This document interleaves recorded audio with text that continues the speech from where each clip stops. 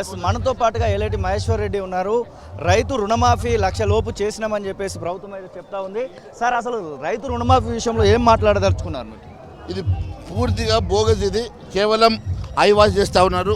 రైతు రుణమాఫీ రైతులందరికీ కూడా వర్తిస్తలేదు.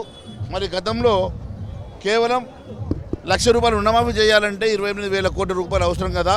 మరి 7,000 రూపాయలతోటి 7,000 కోట్ల రూపాయలతో ఈరోజు ఏ రకంగా రైతు రుణమాఫీ 1,00,000 రుణమాఫీ చేస్తూ ఉన్నారో దీన్ని బట్టి స్పష్టమవుతూ ఉన్నది.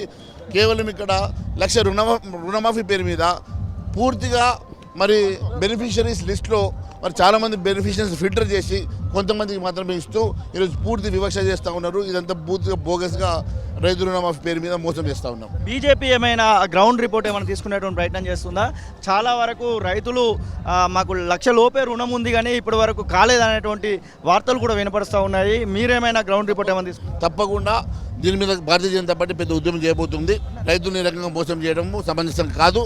ఇది రైతులను మోసం చేయడమే. ఖచ్చితంగా భారతీయ జనతా పార్టీ దీని మీద పెద్ద ఎత్తున పోరాటం చేయబోతుంది. గ్రూప్స్ను అయితే పోస్ట్పోన్ చేయడం జరిగింది. గ్రూప్ 1 1:100 కోసం ఇంకా పోరాటాలు కొనసాగుతూ ఉన్నాయి. పోస్ట్పోన్ చేయడాన్ని ఎట్లా చూస్తారు? ఈ పోరాటానికి మద్దతు ఎలా ఉండబోతా ఉంది? చూడండి,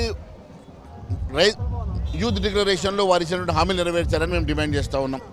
ఏ ఒక్క హామీ నెరవేర్చకుండా గతంలో ఉన్నటువంటి పోస్టులనే రీషెడ్యూల్ చేసి ఇవ్వడము, రీనోటిఫికేషన్ ఇవ్వడం కాదు.